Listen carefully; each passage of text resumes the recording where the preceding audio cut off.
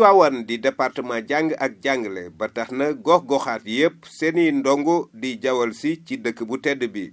lim bu takku ci ñoom nag di dankalikoo saa su nekk ci benn lycée dong bi nga xam ni moom moo am ci dëkk bi di lycée Ababacar Sy foofa nag dem nañu sax ba xalaat ni njaboot bu nekk war na mën a indi benn table banc ci la dooleel Tivaouane accès nag mel ni indi na ab solution. donc tey comme ni ngeen ko gisee dañ doon procéder à une cérémonie de remise bu 50 table banc yi moom ngeen gis nii pour lycée bi suñu projet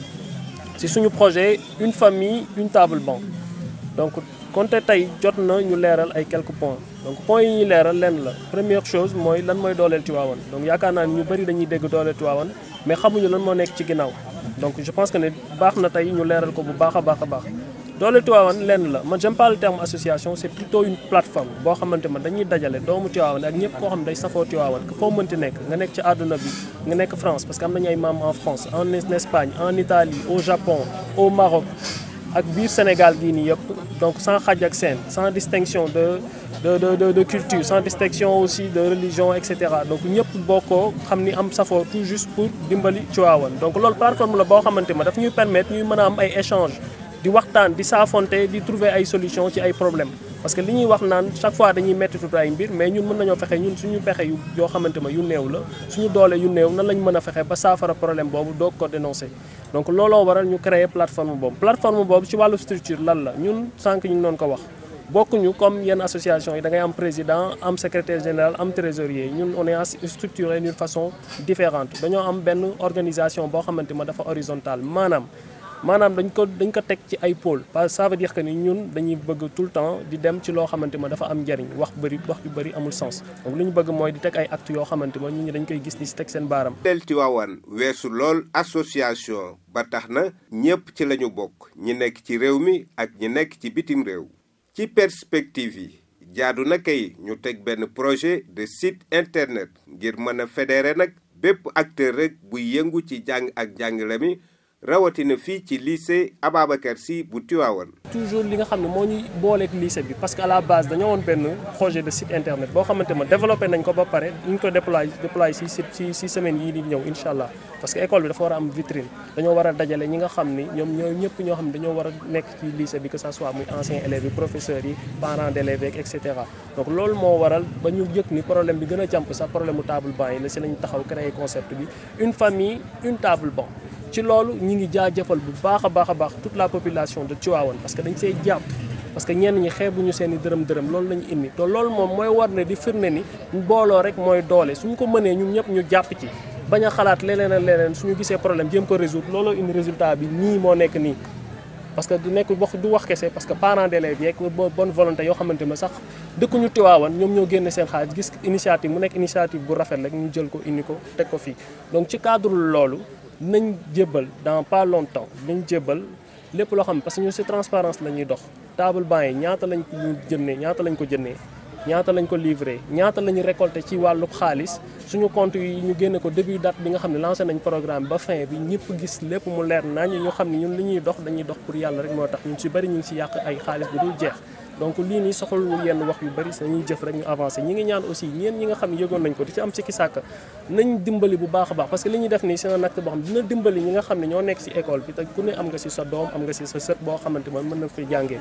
donc après lépp loo xamante ma wàllu ñuy dimbali ci biti ñun ba léegi nii recevoir aguñu benn aide boo xamante ma jógee na ci kenn noonu ñun dafuñu politique carrément loolu dafa war a leer mais duñu dàq citoyen boo xamante ma dafa bëgg a ñëw dimbali te dimbali rek moo ko tax su dee dimbali rek moo ko tax nañ ko wàll l'accueillir à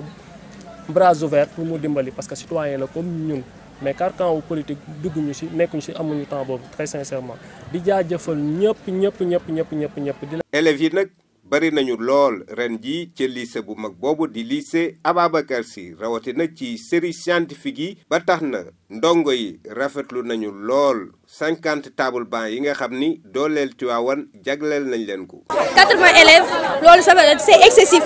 même si ñu nekkee ñun élèves scientifiques yi même ñun dañoo bari ren on constate une augmentation excessive parce que daaw élèves yi ñu amoon ren ce sont le même nombre qu'on a cette année aussi. donc bu ñu amee ay table banc day doon mbégte ci ñun parce que dañoo amoon manquement de table banc dañoo mujj bu ñu ñëwee 8 heures dañu dem di wër ci classe yi pour ay table banc donc c'est quelque chose de bien je pense. Mansour Mané Balxawmi bokk ci kuréel googu di wax ni dooleel Tivaouane daal gàcce ngalaama ndax agsi na nag fiñ ko doon xaar. dooleel Tivaouane c'est un groupe ay boy yu réfléchi lañu ñun dañu am tendance dañu am problème day am ñëpp ne dañuy wuti solution loolu la ñuy wax ñun ñëpp mais boo wutee solution te indiwoo résolution bi da ngay poser problème bi nga fa bàyyi problème ba tey waaw dooleel Tivaouane dañuy ñëw gis problème bi solution bi mooy indi table banc yi résolution bi mooy léegi ngeen gis kon ñoom ils ont commencé à résoudre le problème kon keneen ku mën a ñëw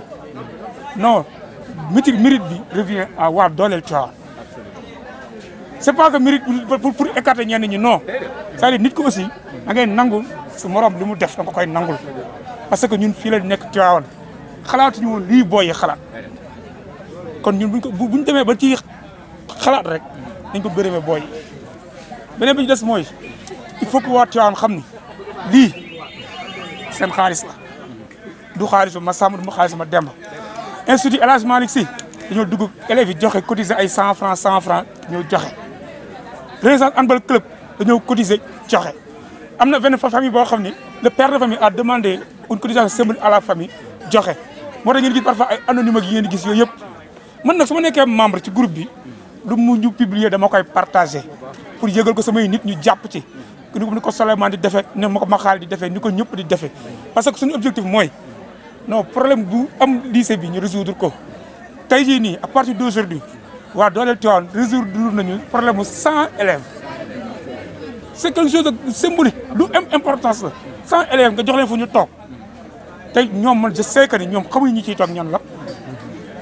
xamuñu ba xam ñooñu seen parents yi est-ce que tooguñu sax di xas waa dooleel Tivaouane xamuñu mais dañoo jël rek l'éducation mooy base lépp dëkk buy dox éducation ak santé warul sooxe